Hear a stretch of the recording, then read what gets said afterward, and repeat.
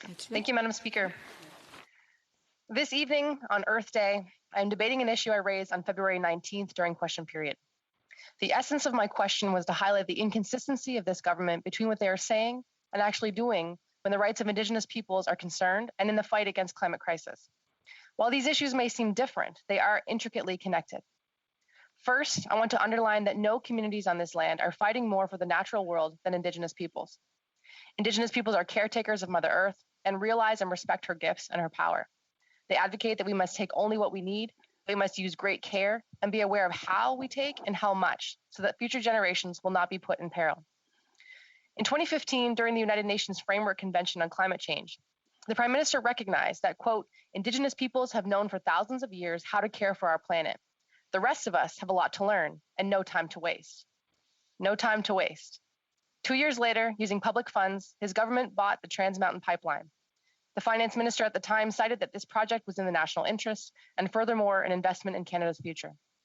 This decision will not only devastate critical ecosystems such as the home of resident killer whales, but it will also was vehemently opposed by Indigenous nations whose territory it would be impacted. This history repeats itself again and again. Today it is playing out in the land of the Inuit people. Funding the oil and mining industry, buying a pipeline, and sponsoring nuclear energy that will have disastrous consequences on ecosystems tens of thousands of years from now, this is not the work of reparation or climate leaders. Disregarding the voice of elders and youth, hereditary and elected chiefs, and consulting after the fact are not consequential steps towards reconciliation. Inconsistencies, incertitude, even deception. This is the perspective of so many who live on this land known as Canada when it comes to this government's decisions pertaining to the climate crisis and reconciliation. On this Earth Day, it is urgent that this government act with courage and compassion for the planet and all the people who live on it. For the youth striking every Friday from school, desperate for a response they can believe in, what does this government say to them? Because development and surplus will mean nothing when the last ancestral cedar tree will be cut down, when the last herd of woodland caribou will be extinguished, or when every drop of our rivers are polluted. I can hear the inevitable groans from naysayers now, the ones who will dismiss the words of a tree hugger. How have we become so disconnected from the natural world to believe that we are separate and above it?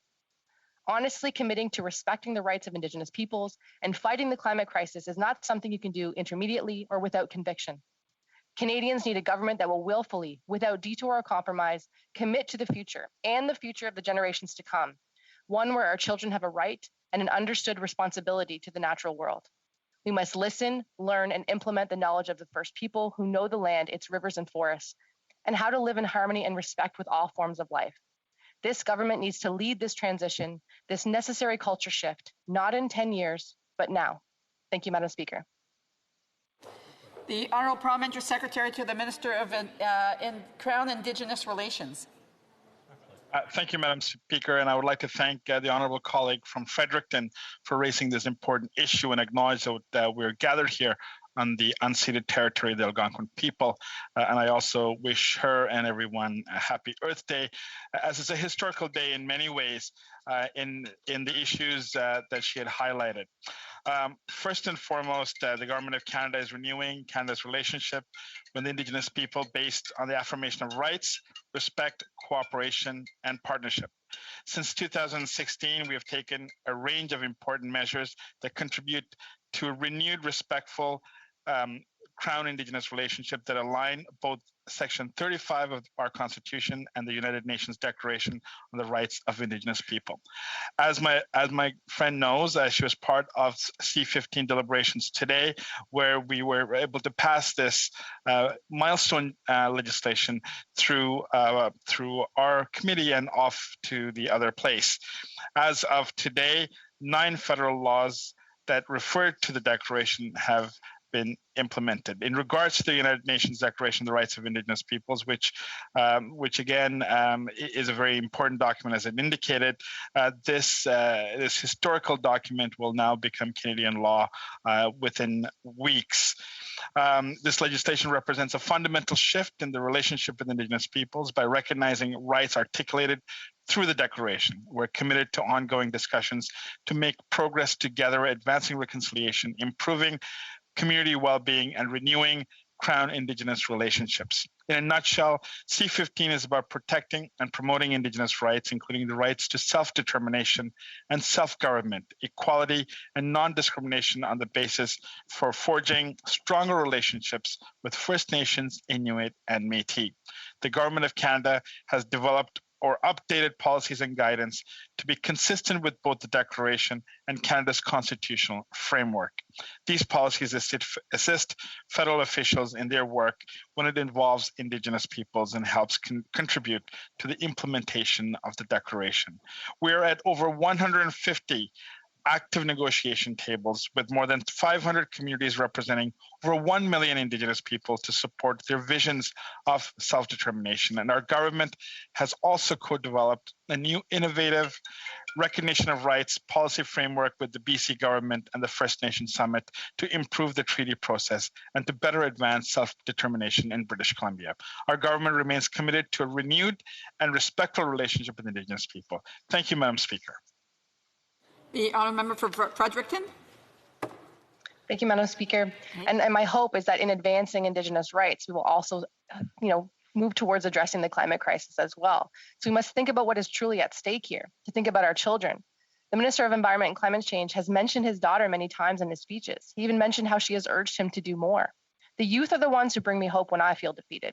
They are the ones who give me the energy to use my voice to be part of the solution. They are the leaders of today because they understand the emergency. Grade 3 curriculum covers life cycles, biodiversity, endangered species. They get it. Why can't our elected leaders? From young Anishinaabe activist Autumn Peltier fighting for clean water for all, to Loic Thomas from New Brunswick, who by the age of 4 had personally collected 1,000 bags of litter. They remind me that this willingness to protect the environment and the curiosity about the world surrounding us is inherent in the human spirit. This government needs to act in the best interest of the youth of this country, the ones that will have to find the solutions to the catastrophic problems our government is not courageous enough to face head on now. Thank you. The Honourable Parliamentary Secretary to the Minister of Crown Indigenous Relations. Madam Speaker, we share in the vision articulated by the member opposite.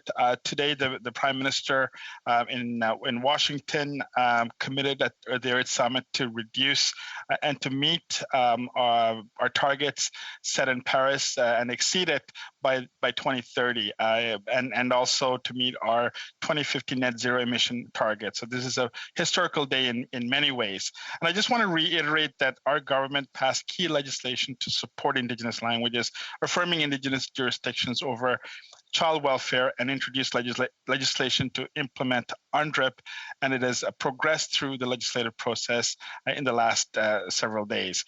While we have made a lot of progress together, we know that much more work needs to be done in order to build on the investments we've made and to keep moving this important relationship and our country forward. Thank you, Madam Speaker.